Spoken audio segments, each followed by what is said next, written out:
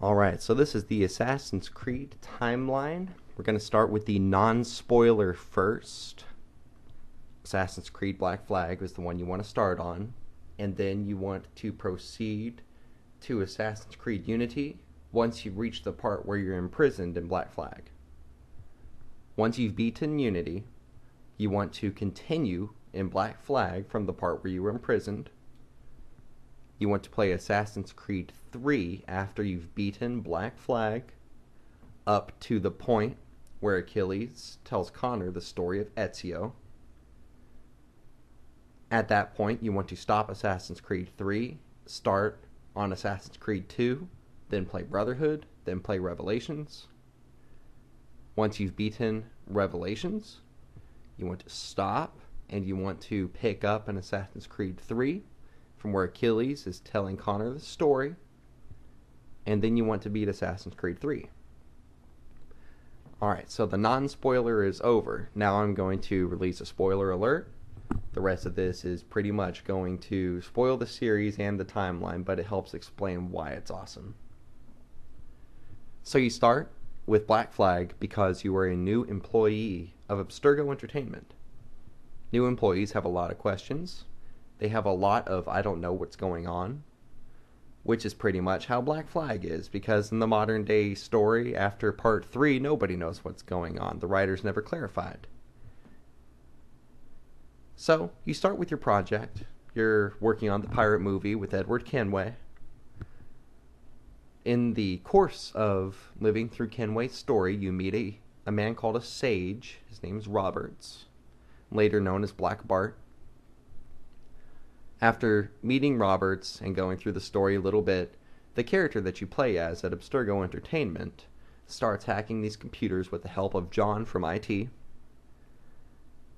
Once the hacking is looked into, there's a part in Assassin's Creed Black Flag where you wake up from the Animus inside a prison cell. They have imprisoned you because they're looking into the hacking.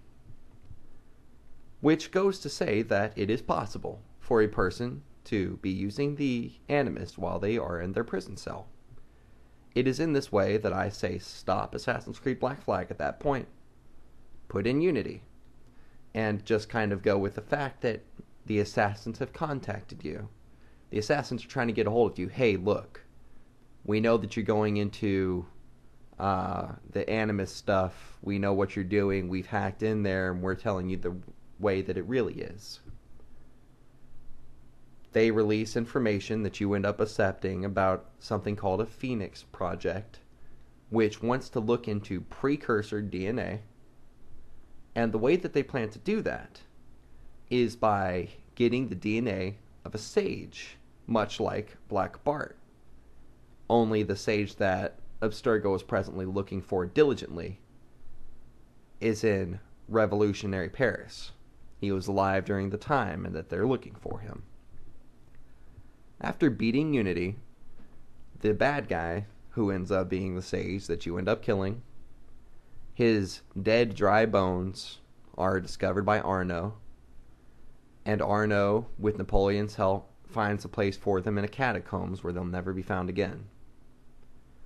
This is why it makes more sense for Unity to be in the middle of Black Flag as opposed to on its own after this storyline. Because of this next part that's coming up, it makes a lot more sense that way. So, after completing Unity, you want to pick up your story in Assassin's Creed Black Flag. You'll be getting out of jail with John's help, who you assume to be an assassin like yourself, who was recently recruited in Unity. You go about all of your hacking, enjoying all the information you're getting from Abstergo since you're an inside man or woman. So you're going through all their files. You get to the end of Edward's story where he kills Black Bart. Upon killing Black Bart tells him, get rid of my body, destroy it. The Templars can have none of it, and he dies. This is to heavily imply that the whole point, the next game, all the important stuff is going to happen when the Templars get a hold of a sage's DNA, thus initiating the Phoenix Project you learned about in Unity.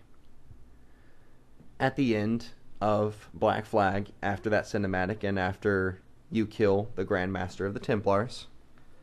You wake up in modern times, and John from IT has attacked you. He's a sage. His eyes are two different colors. He's a sage of the present day. He's angry because you were able to speak to Juno there for a little bit, and having spoken to her, he reveals that, he was supposed to be the person who was going to talk to her, and he wasn't. This was taken from him. In a shootout, this sage is killed, and you don't really see what happens to his body, but it can be assumed that if the Templars knew about a sage over 300 years before that game, then you can bet that they know if they've got one right inside their corporation. And he's dead, so they got all the DNA they want. You seeing the cinematic where Desmond was dead and that you were able to capture his DNA should imply that you're also able to capture John from IT's DNA. This is why Black Flag is the most up-to-date game in the timeline. It's because Unity's whole point was to find a sage. At the end of Black Flag, they get one. It is my thought at this point that there's somebody inside the corporation that wants to elude your character, the player at Abstergo Entertainment, of the true story of Desmond Miles. Who knows who it is that's feeding you this information? It could be Melanie. It could be another sleeper agent inside of Abstergo Entertainment. Lucy was sure capable of tricking a lot of the assassins when it was revealed she was a Templar. That was a jaw dropper. It could be the same for Melanie. She could very well be an assassin. Just requires some imagination, but let's continue. So at this point, you want to go ahead and pick up Assassin's Creed 3. You're able to live through the life of this famous Desmond, Sample 17. And as you're living through his life, you go about playing as Hatham Kenway, Edward Kenway's son, and Connor Kenway, Edward Kenway's grandson. Connor Kenway is told by Achilles a story about a master assassin named Ezio, claiming that the spirits have been haunting the assassins ever since Ezio uncorked the bottle. That said, he proceeds to tell Connor the story. This would be the point where you would want to stop playing Assassin's Creed 3 for now.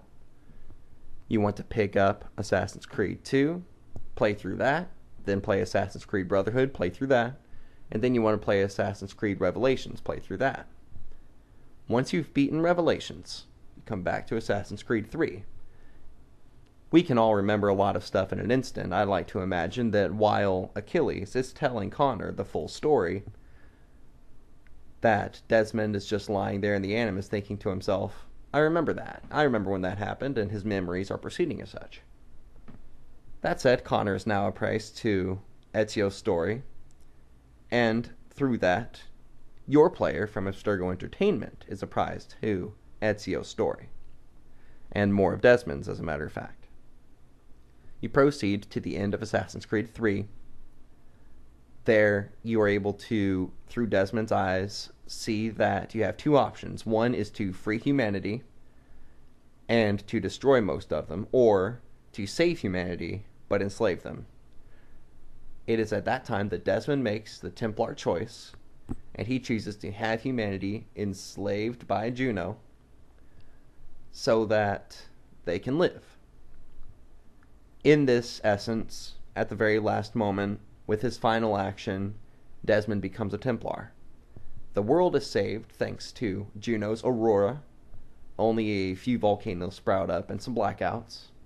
But besides that, that is right about the same timeline as Black Flag. You're finished with Black Flag. You're finished with Assassin's Creed 3.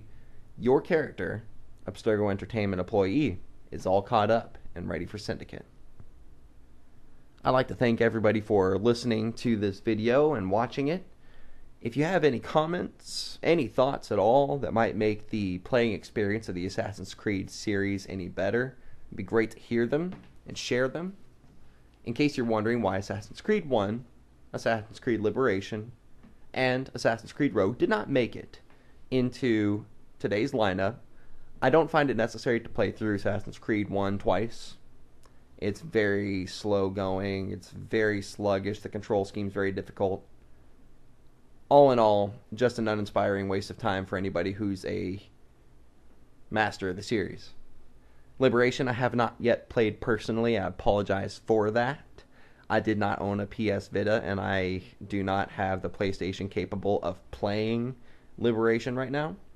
I'm sure it's a fine game, and if there's any part of Liberation that might possibly fit into this timeline, please go ahead, comment, share.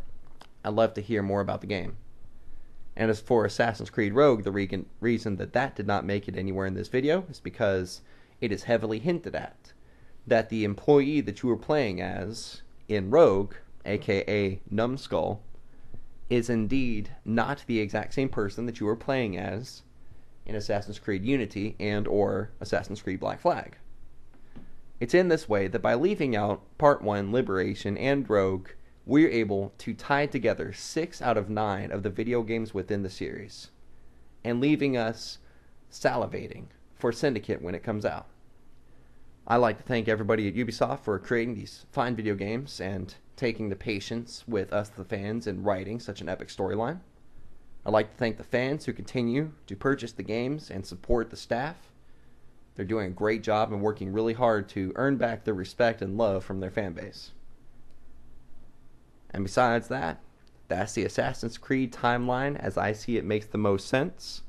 I hope that this gets all of you super excited and playing the video game right now and standing in line outside of GameStop at midnight for Syndicate when it comes out, or Best Buy, or wherever. Alright folks, well there you have it, the Assassin's Creed timeline. You have a great rest of your year, and remember, always play hard and always live fast.